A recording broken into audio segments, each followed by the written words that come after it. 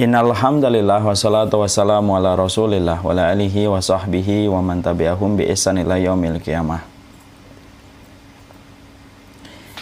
Kepada seluruh karyawan dan karyawati di LNG Papua, yang semoga kita senantiasa dipanjangkan umurnya di dalam ketaatan, semoga kita senantiasa dipanjangkan umurnya di dalam ibadah.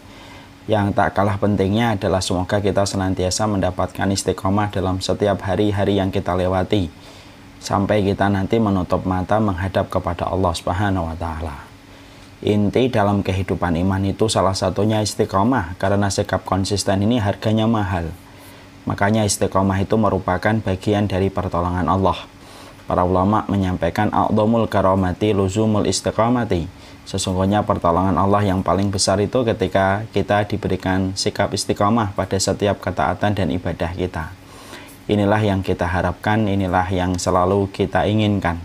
Karena tak ada artinya kita dipanjangkan umurnya kalau kita tidak diberikan ketaatan dan diberikan sikap istiqomah di dalam ketaatan itu, supaya ketaatan itu menjadi sebuah ibadah yang kita lakukan ketika kita pada hari itu meninggal dunia. Tentunya kepada Allah kita berharap, karena Allah zat yang tidak pernah mengecewakan setiap hamba dan makhluknya. Alhamdulillah, tentunya senang sekali pada kesempatan hari ini kita berjumpa kembali pada Taman Ilmu, walaupun kabutnya belum terurai 100%, walaupun mendungnya masih agak gelap, tetapi bagaimanapun kita harus selalu bersyukur kepada Allah. Syukur itu proses. Hasilnya itu adalah datangnya pertolongan Allah ketika kita sudah bersyukur dalam kehidupan kita. Makanya siapapun yang mereka tidak pernah memaksakan dirinya, menyeret hatinya untuk selalu bersyukur kepada Allah, maka jauh dari pertolongan Allah. Nah, inilah yang menjadikan kita faham bahwasanya bersyukur itu bukan hanya dalam kondisi lapang, tetapi bersyukur itu dalam kondisi-kondisi yang sempit pula. Karena kita faham betul, dari sebuah kesadaran kita, ujian ditambah musibah tidak akan mampu mengalahkan nikmat ditambah kebaikan yang sudah Allah berikan dalam kehidupan kita. Dan inilah yang menjadikan kita bersyukur apapun keadaannya dan apapun kondisinya. Dan sekali lagi pula bahwasanya apapun profesi yang sedang kita jalani, aktivitas apapun yang sedang kita lakukan, maka tentunya kita harus bersyukur terhadap apapun yang kita lakukan dan apapun yang menyibukkan kita. Walaupun kita jemu, walaupun terkadang kita bosan, tapi jangan pernah hilang rasa syukur terhadap profesi, aktivitas, dan kegiatan yang sudah Allah anugerahkan kepada kita. Karena bisa jadi kita jemu, kita bosan, kita merasa jenuh dengan menjadi aktivitas kita, tetapi bisa jadi aktivitas kita, profesi kita, dan pekerjaan kita itu menjadi impian sebagian orang ketika melihat kita dari kejauhan. Inilah yang menjadikan orang yang beriman tidak pernah kehabisan alasan untuk bersyukur kepada Allah. Allah mungkin tidak memberi apa yang kita inginkan, tetapi pastinya Allah pasti memberi apa yang kita butuhkan pada kehidupan kita. Ada beberapa hal yang memang kita tidak nafikan. Allah tidak memberi apa yang kita mau. Kita mau benda ini, kita mau barang ini, Allah tidak memberi. Kita mau mendapatkan kondisi ini, tetapi Allah tidak memberikan. Bukan karena Allah tidak bisa memberikan apa yang kita mau, karena bagi Allah kun fayakun, jadi apa yang Allah kehendaki pasti terjadi, karena itu mudah bagi Allah. Tapi Allah terkadang tidak memberi apa yang kita mau, barang yang kita inginkan, kondisi yang kita harapkan. Kenapa tidak diberikan oleh Allah? Karena ilmunya Allah yang lebih panjang daripada ilmunya kita, bahwasanya apa yang kita mau terkadang tidak baik untuk kita, baik untuk hari ini, besok, atau kehidupan akhir kita dan kehidupan akhirat kita. Makanya inilah yang menjadikan Allah terkadang tidak memberi apa yang kita mau, tapi yang jelas Allah pasti memberi apa yang kita butuhkan selaku hamba dan selaku makhluknya. Maka janganlah setiap barang dan setiap kondisi yang belum kita peroleh pada kehidupan kita melupakan besarnya kebutuhan yang sudah Allah berikan dalam kehidupan kita. Inilah yang menjadikan kita harus senantiasa faham. Inilah pentingnya kita bersyukur, karena apa yang Allah cukupkan pada kebutuhan kita itu luar biasa dalam kehidupan kita. Dan inilah yang menjadikan kita akhirnya mengerti bersyukur itu merupakan bentuk ruh di dalam kehidupan keimanan kita. Kepada Allah kita bersyukur, dan kepada Allah kita menggantungkan segala urusan kehidupan kita, dan kepada Allah kita berharap semoga Allah selalu menolong kita dan tidak pernah meninggalkan kita walaupun sekejap mata. Alhamdulillah, kita pada kesempatan hari ini akan meneruskan pertemuan yang kedua, mukadimah dan prolog sebelum pembahasan kitab yang akan menjadi rujukan kita setiap bulannya. Rujukan kitab kita adalah kitab At-Tadhkirah yang disusun oleh Imam Al-Qurtubi rahimahullahu ta'ala. Tapi sebelum kita membahas pada materi bukunya, pada materi kitabnya, kita ingin membahas dulu bagaimana prolog dan bagaimana mukadimah. Karena prolog dan mukadimah ini sangatlah penting dalam kehidupan kita sebelum kita betul-betul terjun pada samudra ilmu, pada kitab yang telah diwariskan para ulama terdahulu. Orang yang bermasalah pada prolognya bisa bermasalah pada apa yang akan dia pelajari. Sebagaimana ketika membangun 10 lantai bangunan akan sangat tergantung bagaimana fondasinya. Dan fondasi ini merupakan pendahuluan sebelum membangun ancang-ancang dan berbagai macam bangunan yang ada di atasnya. Kalau fondasinya tidak kuat, maka bangunan yang ada di atasnya tidak akan bertahan lama. Dan itulah yang kita dapatkan, kita harus membangun fondasi dulu. Kita harus membangun apa yang kita harus pelajari dalam mukadimah dan prolog dulu, supaya apapun yang nanti kita pelajari betul-betul memberikan manfaat dan memberikan keberkahan dalam kehidupan kita setelah kita mempelajari kitab, mengkaji setiap halaman per halaman dari kitab yang ditulis oleh Imam Al-Qurtubi rahimahullahu ta'ala. Nah, inilah yang menjadikan kita paham. Kita hari ini masih pada prolog yang kedua, dan insya Allah pada pertemuan selanjutnya baru kita akan membahas bagaimana kita memasuki pembahasan kitab. Ini pula yang kita ingin sampaikan, pembahasan prolog yang kedua ini juga teramat penting. Karena apa? Karena kita ingin memahami ilmu, karena kita ingin ketika kita nanti mempelajari ilmu secara runut, tersistematik, terstruktur, itu bukan hanya bermodal semangat. Karena kalau kita belajar kitab, kita belajar materi rumpun-rumpun ilmu yang kita pelajari secara runut, kalau hanya bermodal semangat, maka semangat itu cepat hilang. Tapi kalau bermodal karena kesadaran, maka kesadaran itu yang akan menjadikan spirit dan kekuatan kita terus ada di dalam kita mempelajari apa yang akan kita kaji dari warisan-warisan para ulama, salah satunya dari Imam Qurtubi. Karena kita ingin belajar itu bukan karena semangat tetapi karena kesadaran, inilah pentingnya kita mempelajari mukadimah dan prolog yang kedua yang akan menjadi landasan dan fondasi sebelum kita memasuki kajian kitab At-Tadhkirah. Pada pertemuan yang terakhir kita telah membahas why-nya, kenapa kita harus belajar secara runut, terstruktur, dan tersistematik. Kita kemarin sudah mempelajari kenapa itu harus ada dalam kehidupan kita. Kenapa kita sembari bekerja, kita juga harus memberikan prime time-nya kita untuk belajar. Belajar ilmu syar'i secara runut, terstruktur, dan tersistematik. Kita sudah pelajari satu persatu alasannya. Kenapa kita harus belajar ilmu syar'i? Karena yang pertama, kita belajar ilmu syar'i, ada tamu. Kenapa kita harus belajar ilmu syar'i? Karena yang pertama, karena sesungguhnya itu merupakan shortcut jalan pintasnya kita menuju kepada surga. Yang kedua, karena sesungguhnya kenapa kita harus belajar ilmu syar'i?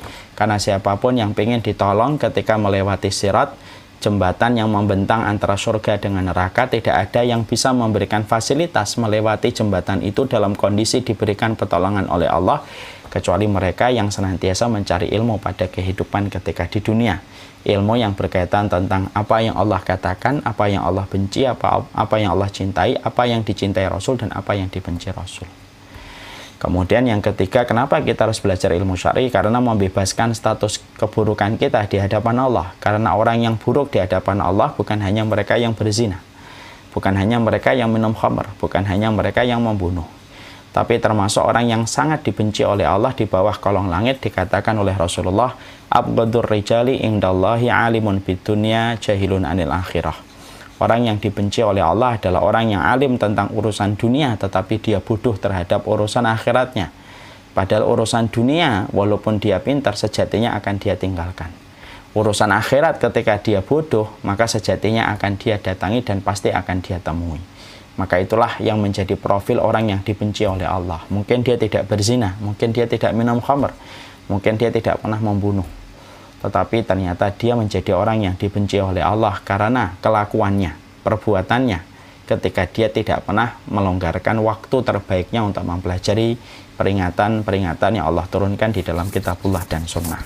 Ini sudah kita pelajari. Sekarang pada prolog yang kedua, kita akan mempelajari apa sih adabnya kita mencari ilmu.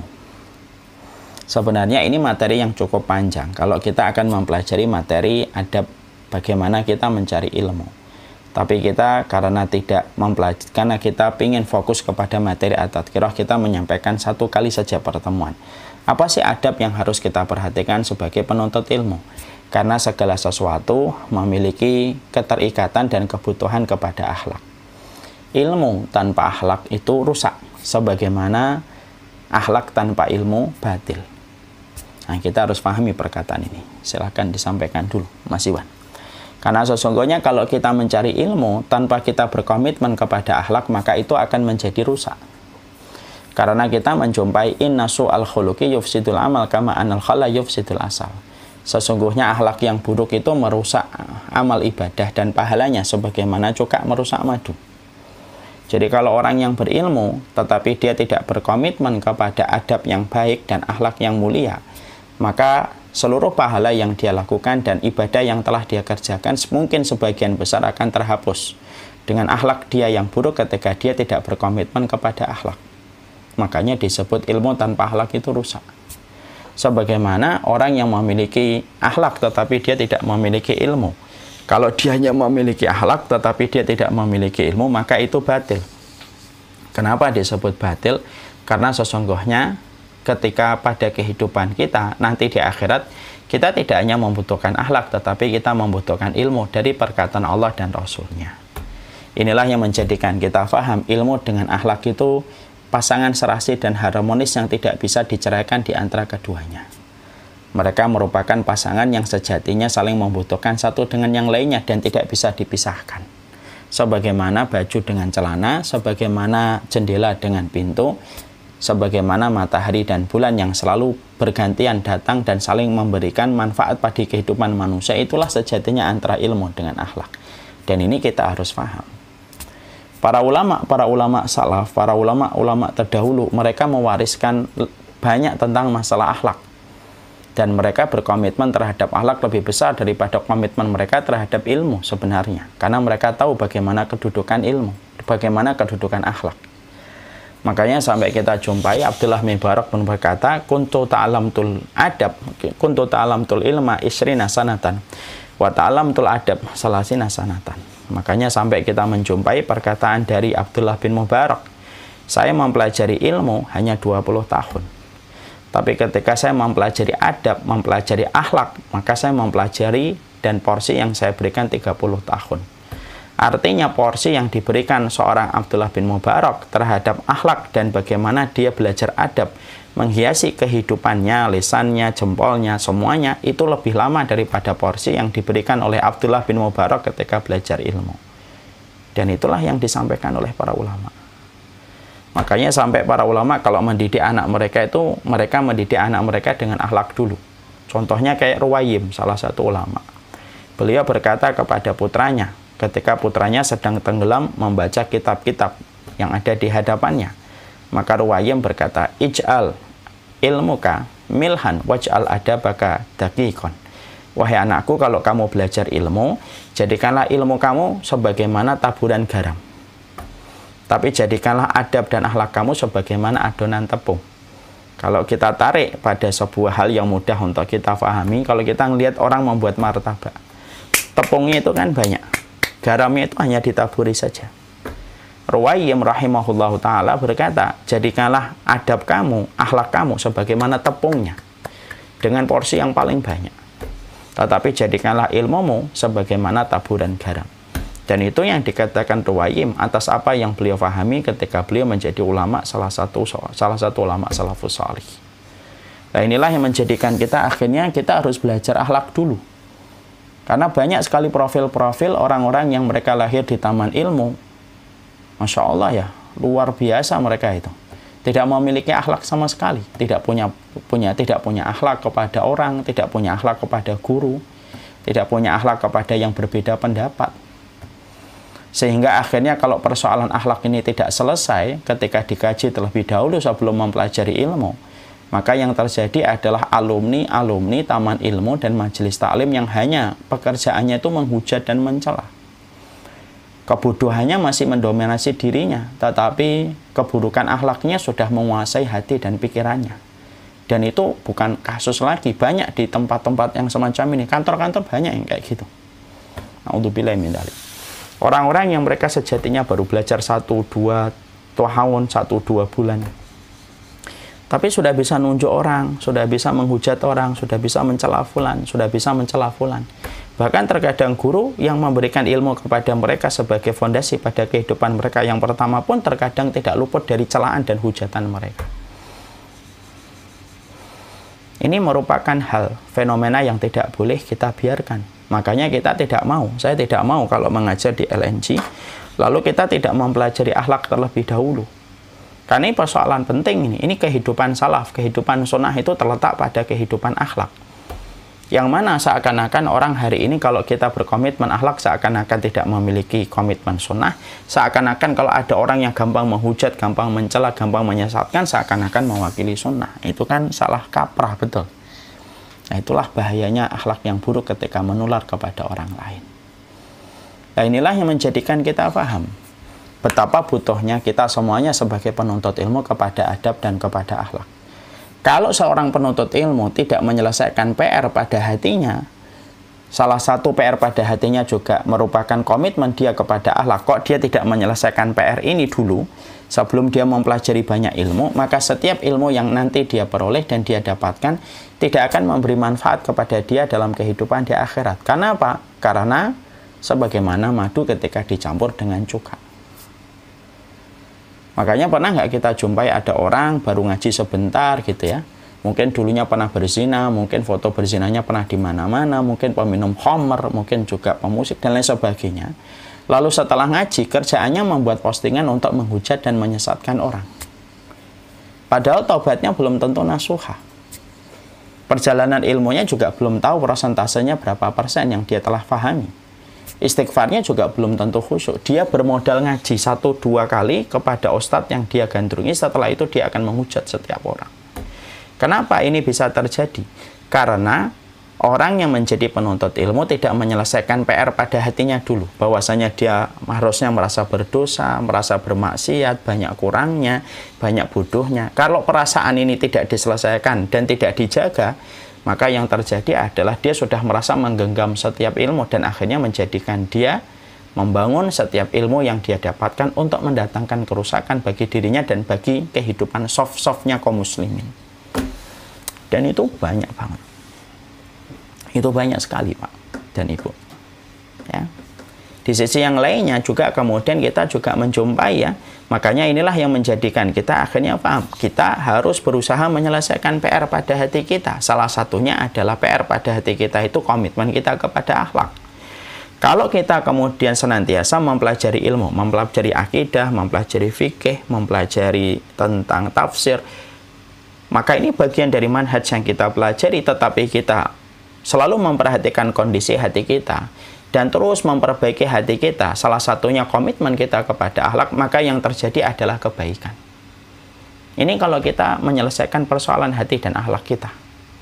Karena ilmu itu, kata Syekh Jamaluddin Al-Qasimi rahimahullahu ta'ala yang mentahqiq kitab Ihya Ulumuddin, beliau berkata, ilmu itu ibarat air hujan. Kalau sudah turun ke permukaan bumi, maka dia bisa menjadi manis dan masam, tergantung akar pohon yang menyerapnya. Kalau yang menyerapnya itu akar pohon yang berbuah masam lagi berduri, maka ilmu tadi, air hujan itu berubah menjadi buah yang masam dan berduri, menyakiti banyak orang yang lewat. Tapi kalau kemudian yang menyerap air itu, air hujan itu adalah akar pohon yang berbuah manis, lalu dia rindang, maka air itu akan berubah menjadi manis dan berbuah rindang untuk memberikan keademan, untuk memberikan rasa nyaman kepada orang yang berteduh di bawahnya. Ilmu itu kayak gitu. Makanya kemudian inilah yang menjadikan para ulama salaf itu mengapa mereka selalu mendahulukan akhlak. Karena jangan sampai ilmu yang kita dapatkan, karena kita tidak selesai dalam masalah akhlak, Maka akhirnya ilmu itu akan berubah menjadi akar pohon yang masam, berbuah masam lagi berduri yang menyakiti orang. Kan gitu. Ada orang yang sebelum dia ngaji semurah senyum, gampang menolong. Tapi setelah dia ngaji, susah senyum. Dan ketika dia didatangin orang itu mudah curiga. Dan selalu berkata, ini kelompok dari mana ini? Gitu. Akhirnya kemudian menjadi asam. Dan akhirnya berduri dan melukai setiap orang yang lewat. Kalau kita menyelesaikan akhlak dulu, sembari kita memperhatikan hati kita untuk merasa bodoh, merasa kurang, merasa maksiatnya banyak, merasa kita itu belum tahu apa-apa dibandingkan samudra ilmu yang kita pelajari dalam kehidupan ini. Kalau ini kita jaga, Masya Allah, kalau ini kita jaga betul, maka sesungguhnya ilmu akan membuahkan hasil yang baik. Semakin mulia akhlak yang kita miliki, semakin selamat lisan yang kita miliki untuk orang lain, dan semakin selamat tangan kita untuk tidak menyakiti orang lain. Itulah pentingnya kenapa kita harus menyampaikan tentang masalah akhlak. Pada part yang kedua, muqaddimah sebelum kita belajar kepada kitab At-Tadhkirah. Setelah kita kemudian mengetahui itu, maka kemudian mari kita pelajari poin-poin besarnya saja yang menjadi pembahasan masalah akhlak dalam kehidupan para penuntut ilmu. Yang pertama, apa yang kita harus perhatikan di dalam masalah akhlak ini? Yang pertama adalah setiap para penuntut ilmu tentunya harus memiliki akhlak yang mulia kepada Allah. Akhlak itu terbagi menjadi 4. Akhlak kepada Allah, akhlak kepada Rasulullah, akhlak kepada Quran, dan akhlak kita kepada manusia. Puncak akhlak itu kepada Allah. Nah, berbuat akhlak kepada Allah itu artinya apa? Artinya mengikhlaskan. Apapun yang kita ucapkan, apapun yang kita perbuat semata-mata karena Allah. Makanya semenjak nanti kalau sudah mulai pembahasan kitab atau mulai sekarang kita sudah meniatkan, ya Allah, setiap hari Ahad, pekan yang pertama setiap bulan saya ingin untuk mencari ilmu tentang kehidupan kematian.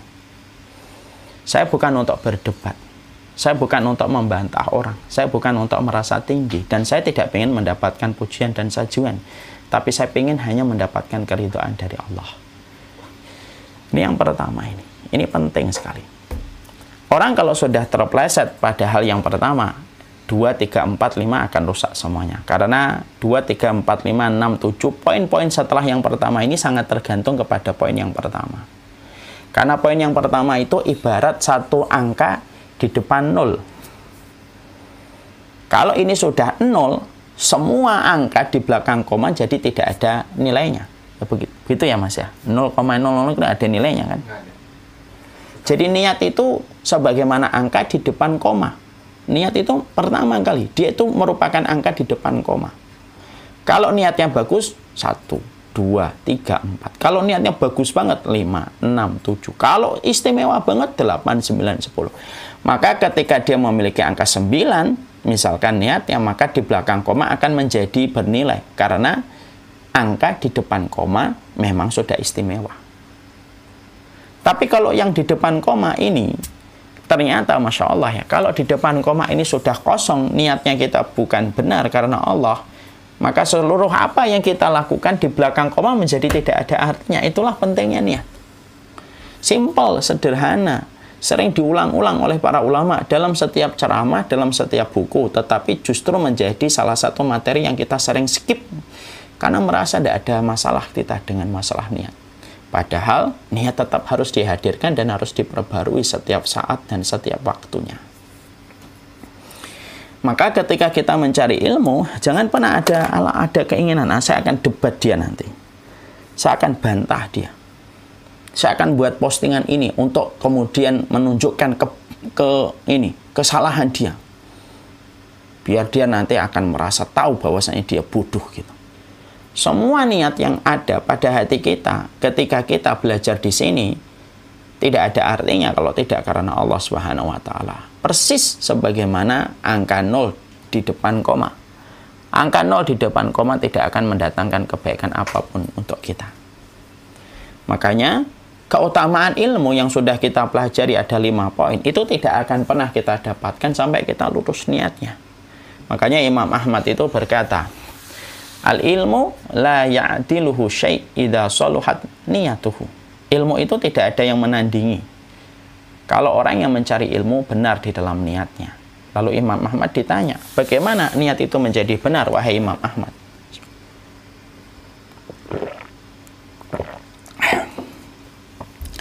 Maka kemudian dijawab sama Imam Ahmad, idza yanwir rajul ayarfa'al jahlu an nafsihi.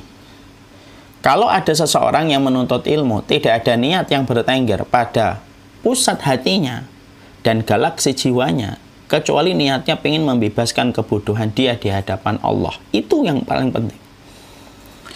Karena kita tahu kan, bodoh di hadapan Allah itu sangat-sangat menghinakan dan aib ketika kita tidak mempelajari peringatan apa yang Allah turunkan dan apa yang disabdakan Rasulullah. Maka inilah yang pertama penting sekali. Ini pertama penting sekali. Kalau kemudian kita tidak memiliki ilmu, tidak memiliki niat ini, lalu bertengger niat-niat yang lain karena diperintah kantor, karena saya nggak enak kalau absen di kajian sore ini, lalu kemudian teman saya nanti negur, nanti saya masuk ke peringatan, dapat SP, ataupun niat-niatnya apapun, yang ternyata itu lebih mendominasi pada hati kita, sudah selesai. Tidak ada keberkahan apapun yang kita pelajari kalau niat yang pertama sudah tidak berbasis dengan niat tulus karena Allah untuk membebaskan kebodohan kita di hadapan Allah. Masya Allah ini.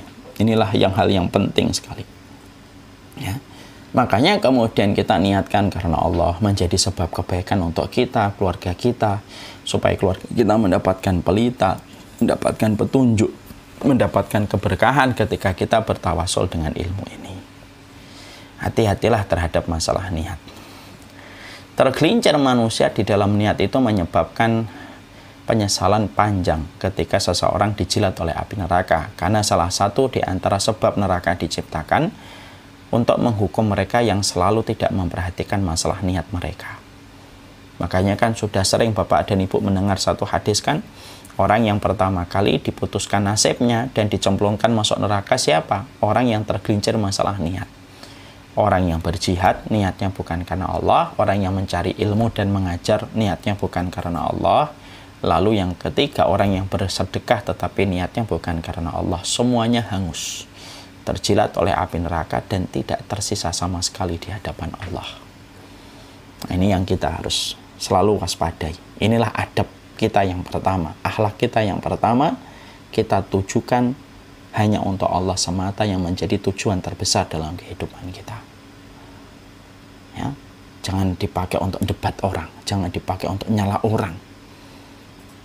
Kalau kita sudah niatkan karena Allah dan benar, Allah akan membantu kita di dalam membersihkan kekotoran dan kekeruhan yang ada pada jiwa dan kondisi hati kita.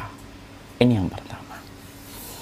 Yang kedua, yang kemudian kita harus pahami, nanti kalau kita belajar ilmu syar'i, ketika kita belajar kitab apapun, salah satunya kalau sama ana adalah kitab Al-Qurtubi, yaitu At-Tadhkirah. Yang kedua, yaitu adalah marilah kita menjadi orang yang merendahkan hati dan tidak meninggikan hati. Jangan menjadi orang yang sombong ketika kita sudah memperoleh maklumat dan sudah memperoleh satu hujjah yang kita pelajari. Kita harus ingat ya, orang yang mempelajari kitab bukan hanya kita. Kan gitu ya, penyakitnya orang kalau baru ngaji itu, kalau baru ngaji kepada seseorang gitu ya, ustadz yang dia gandrungin gitu ya, seakan-akan dia doang dan ustadznya doang yang membaca kitab. Di atas langit ada langit, di atas kepintaran kita dan guru kita ada kepintaran guru-guru yang lain yang harus kita fahami tentang itu.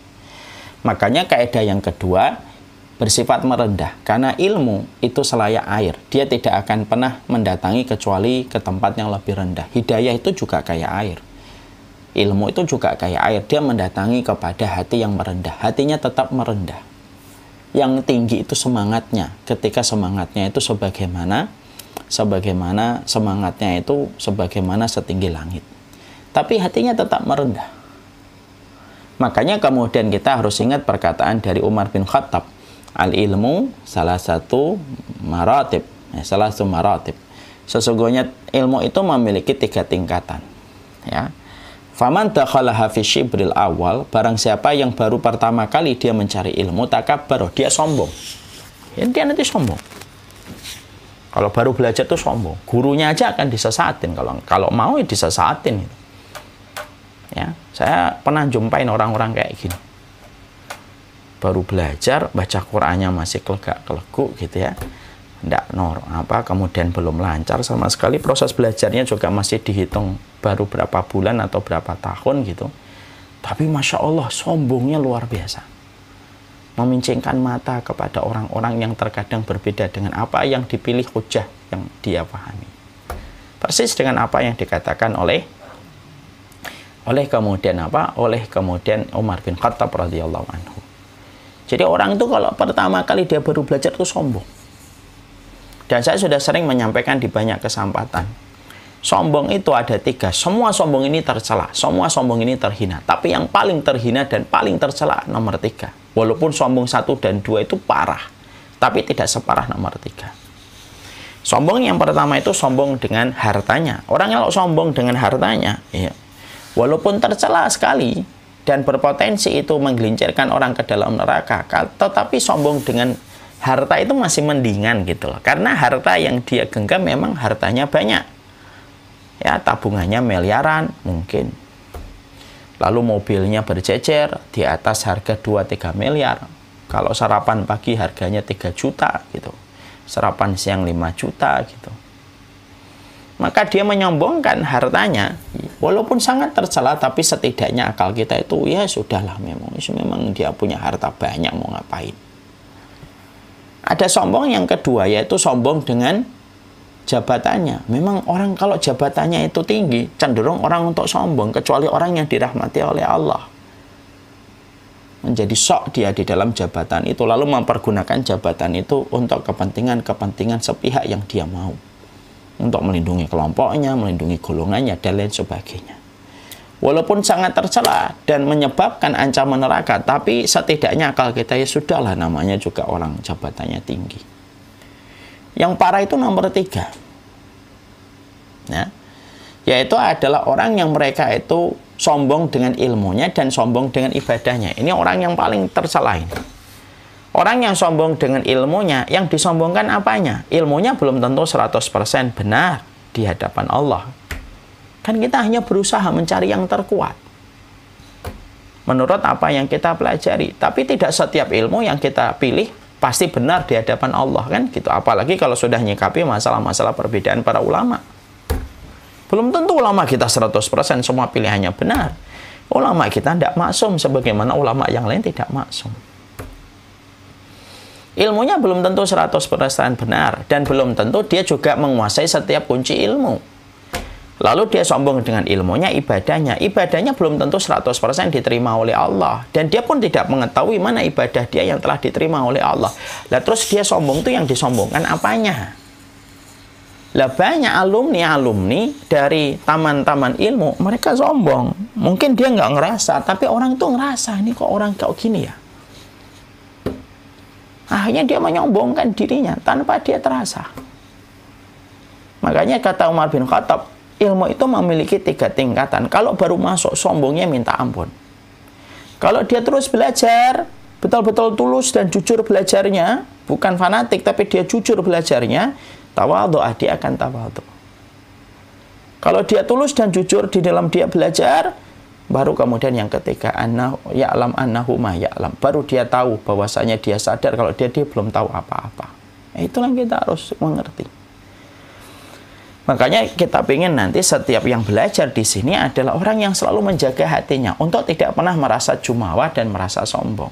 Merasa kurang dalam takaran iman itu jauh lebih baik daripada merasa lebih dalam takaran iman.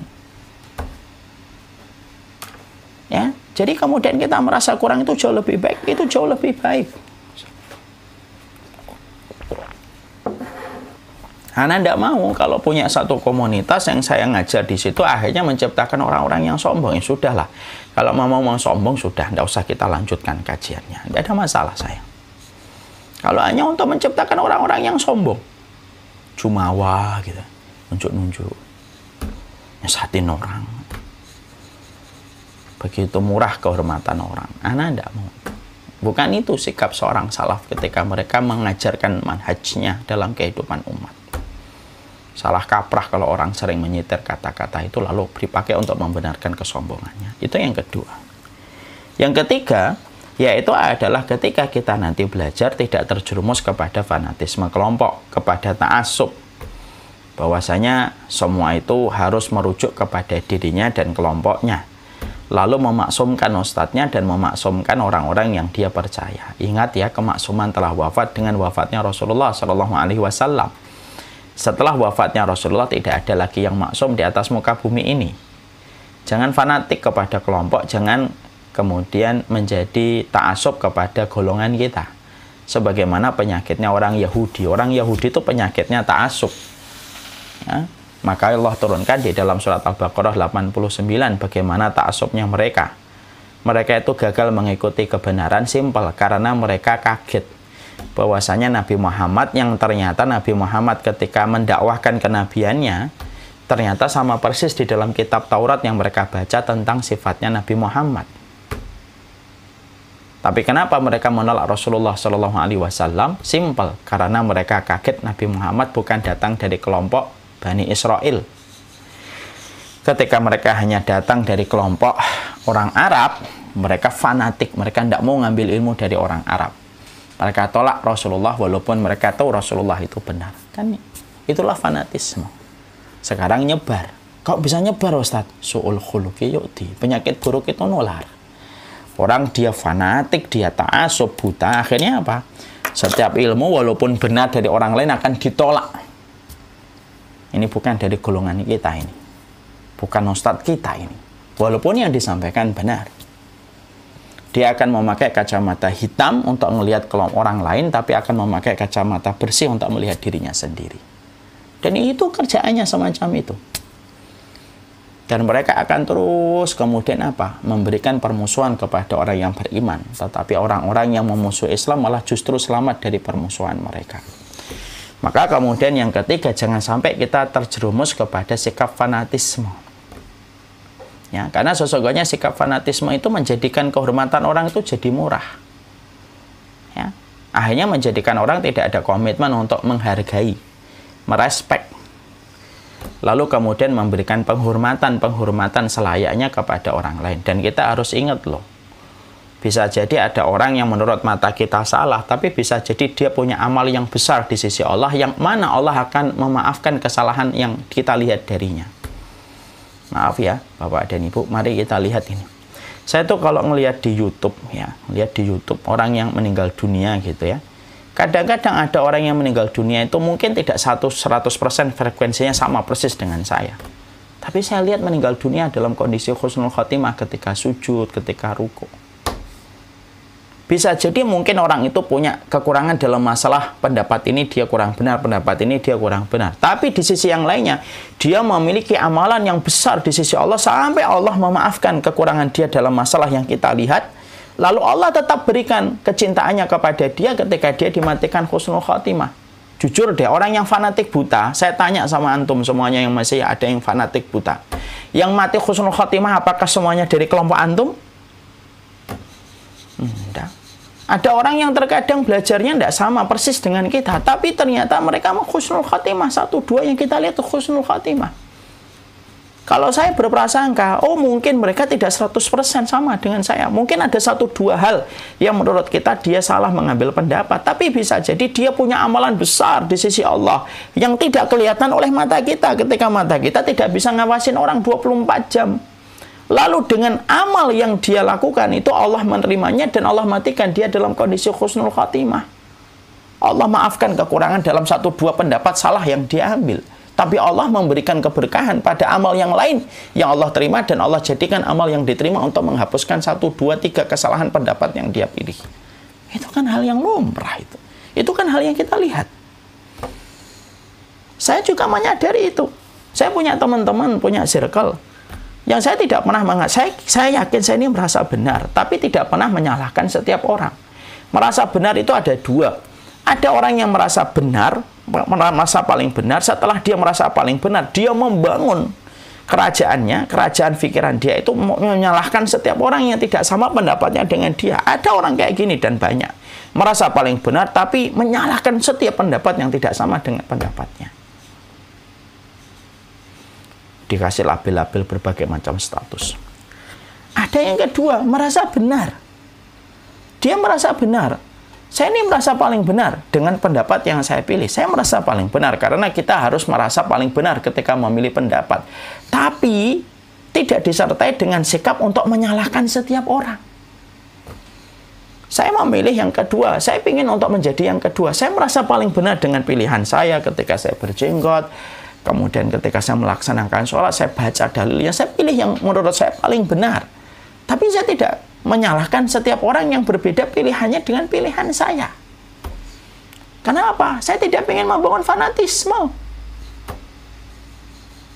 Kebenaran itu memang sesuatu yang paling berhak diikuti, tapi mengikuti kebenaran itu tidak selalu diiringi dengan konsekuensi untuk membenci setiap orang.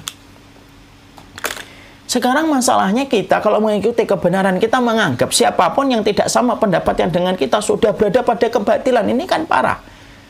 Kalau setiap pendapat yang kita pilih mewakili kebenaran dan setiap pendapat yang tidak dipilih teman-teman kita mewakili kebatilan, padahal itu merupakan ragam di antara perbedaan para ulama, ya bubar, Pak. Persaudaraan tidak ada yang tersisa, persaudaraan di atas muka bumi ini, kata para ulama salaf. Kalau setiap perbedaan itu harus disikapi dengan setiap permusuhan. Kadang-kadang nyikapin perbedaan itu kayak nyikapin antara iman dengan kekufuran. Kenapa kok bisa ya ada orang menyikapi masalah-masalah ijtihad, masalah perbedaan para ulama, tapi menyikapinya kayak menyikapi antara keimanan dan kekufuran? Karena fanatik buta itu membutakan. Makanya cirinya orang yang fanatik itu apa? Sama sekali dia nggak mau dengar dari yang lainnya. Walaupun yang disampaikan benar, akan ditolak. Dan anak tidak mau terjadi di tempat kita ketika kita belajar, akhirnya kemudian kita gampang untuk jatuh dan terperosok kepada sikap fanatisme. Yang keempat, yaitu adalah bagaimana kita memahami perbedaan-perbedaan para ulama. Kita harus memahami perbedaan-perbedaan itu ada dua. Nomor 4, Mas Iwan. Yaitu kemudian ketika kita mencari ilmu, maka kemudian kita ini harus kemudian ketika mencari ilmu, berarti kemudian kita harus memahami perbedaan di antara para ulama. Perbedaan itu ada dua. Ada perbedaan yang sifatnya pokok, ada perbedaan yang sifatnya adalah mukhtalaf, sesuatu yang berbeda di antara para ulama. Perbedaan pokok itu antara kita dengan orang yang mencaci para sahabat, perbedaan kita dengan orang yang mengatakan semua agama itu sama, memisahkan agama dengan negara dan kehidupan, itu perbedaan yang harus disikapi dengan ketegasan, tanpa menafikan kelembutan di dalam kita mengambil metode mengingatkan kekurangan dan kesalahan mereka. Tapi ada perbedaan yang sifatnya itu merupakan bagian yang fitrah dalam kehidupan kita. Berbeda itu fitrah. Para sahabat itu, para ulama salaf tidak pernah menafikan perbedaan. Yang mereka nafikan itu perpecahan. Ya? Berbeda itu fitrah. Bersatu itu perintah. Selama perbedaan itu bukan dalam masalah-masalah yang muttafaq, bukan dalam persoalan yang sifatnya usul. Misalkan tiba-tiba ada yang mengatakan zina itu boleh selama sama-sama, zina itu boleh selama sama-sama ridho. Tidak bisa kayak gitu. Kemudian kita sikapi ini perbedaan para ulama. Ya kalau udah ada perbedaan kita katakan tidak perbedaan, tapi dengan kelembutan. Supaya orang yang salah itu mereka merasa tidak dipojokkan dan akhirnya menghargai sikap kita yang baik dan dia akan kembali kepada kebenaran. Kan begitu harusnya. Nah, perbedaan itu para ulama itu ada, dan komitmen kita itu apa? Terkadang kita harus merelakan pendapat kita untuk menghormati pendapat yang lainnya supaya tidak menjadi perpecahan. Nah, sekarang itu ada orang yang mungkin ustadz gitu, hanya setiap menyikapi perbedaan itu seakan-akan tidak ada perbedaan. Apa ini, Mas? Padahal perbedaan itu sesuatu yang sifatnya fitrah. Mari kita belajar para sahabat bagaimana mereka memiliki seni tingkat tinggi memahami perbedaan di antara para ulama. Abdullah bin Mas'ud, beliau itu pernah ditanya. Abdullah bin Mas'ud itu pernah ditanya, bagaimana kalau kami safar, kami mengambil rukhsah? Maka kemudian beliau berkata, Abdullah bin Mas'ud memiliki pendapat kalau safar mengambil rukhsah. Itu pendapatnya Abdullah bin Mas'ud, dia mengambil rukhsah. Lalu ditanya kepada Abdullah bin Mas'ud, bagaimana kami kalau kemudian kami safar tidak mengambil rukhsah? Kami sempurna aja, tidak mengambil rukhsah, tidak kami jamak, tidak kami qasar, tapi sempurna. Maka kata Abdullah bin Mas'ud, kalau ada orang safar, traveling, kok tidak mengambil rukhsah. Perhatikan komentar beliau. Mukhalafatus thiqah, itu menyelisih pendapat yang kuat. Qadarullah satu waktu jalan itu, traveling itu Abdullah bin Mas'ud safar ke kota Mekah, ya kan? Kan sudah safar. Maka ketika sudah sampai di kota Mekah, maka di situ ada sahabat Utsman. Ketika di situ ada sahabat Utsman itu mengambil pendapat yang berbeda. Kalau safar, maka tidak harus rukhsah. Silahkan sempurna, silahkan tamam. Kalau safarnya sudah nazil, safar itu ada sair, ada nazil, ada yang jalan, ada yang baru nyampe. Kalau sudah nyampe, nggak apa-apa, dia sempurna. Ketika berkumandang adzan sholat, maka sahabat Utsman sholat, sahabat Abdullah bin Mas'ud sholat. Ternyata yang ditunjuk menjadi imam itu sahabat Utsman, karena kedudukan beliau pada hati Rasulullah. Abdullah bin Mas'ud itu di belakang Utsman. Orang ngeliatin Abdullah bin Mas'ud, ternyata Abdullah bin Mas'ud bermakmum kepada Utsman. Selesai sholat, sholatnya sempurna. Padahal sahabat Abdullah bin Mas'ud mengambil pendapat, kalau safar ngambil rukhsah. Tapi pada waktu di Mekah ketemu sahabat Utsman, maka dia bermakmum kepada Utsman, sholatnya sempurna. Setelah selesai, orang nanya sama beliau, wahai sahabat Utsman, kenapa engkau kemudian sholatnya sempurna, padahal engkau yang menyampaikan kepada kami, kalau safar kami mengambil rukhsah. Lihat perkataan, al-khilafu syarrun. Memelihara perbedaan itu buruk. Kalau saya ngotot mempertahankan pendapat saya, maka saya rela tidak memakai pendapat saya dan memakai pendapatnya sahabat Utsman, supaya menjaga persatuan di antara kalimat kaum muslimin. Di situ sahabat Abdullah bin Mas'ud tidak mencela perbedaan antara beliau dengan sahabat Utsman. Bahkan untuk menghormati perbedaan itu, beliau rela untuk tidak memakai pendapatnya dan memakai pendapatnya sahabat Utsman. Itulah para sahabat. Para sahabat itu tidak pernah mencela perbedaan. Yang mereka cela itu perpecahan. Makanya kalau saya, bapak, ibu ngaji, tetapi kemudian setelah itu kita berpecah, itu yang dibenci. Nah, itu yang kita harus pahami. Makanya kemudian kita tidak boleh nanti ketika kita mempelajari, kita harus siap dengan perbedaan para ulama. Nanti ketika mempelajari kitab At-Tadhkirah, kita akan jumpai materi-materi yang tidak semuanya sama dengan yang kita pelajari sebelumnya. Mungkin. Dan itu kalau sudah kita siapkan adabnya terlebih dahulu akan enak. Kemudian yang kelima yaitu adalah bagaimana semangatnya kita tetap menjaga persaudaraan di antara kita. Karena ilmu itu mempersaudarakan dan bukan mempermusuhkan. Kemudian yang terakhir, karena waktunya terbatas, yang keenam. Yang terakhir adalah bagaimana ketika kita belajar nanti mengetahui referensinya benar. Apa itu? Referensi benar itu setidaknya dua. Hadisnya yang kita pakai hadis yang sahih.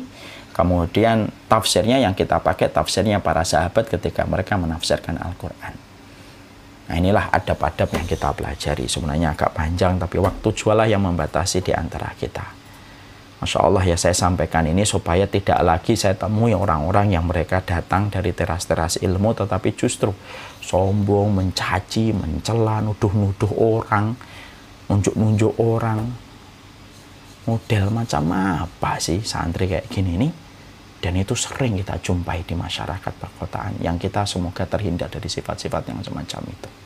Semoga kita tetap menjadi saudara. Komitmen kita untuk belajar tidak boleh menjadikan kita tidak menyelesaikan PR pada hati kita. PR pada hati kita itu menjaga hati dan menjaga komitmen akhlak terus ada seiring kita belajar ilmu. Ilmu tanpa akhlak rusak. Dan banyak orang yang guru, ustadz, tapi nggak punya akhlak, kata Imam Syafi'i. Ilmu tanpa akhlak rusak. Akhlak tanpa ilmu batil. Karena bermodal akhlak doang tidak bisa memasuki surga. Wassalamualaikum warahmatullahi wabarakatuh.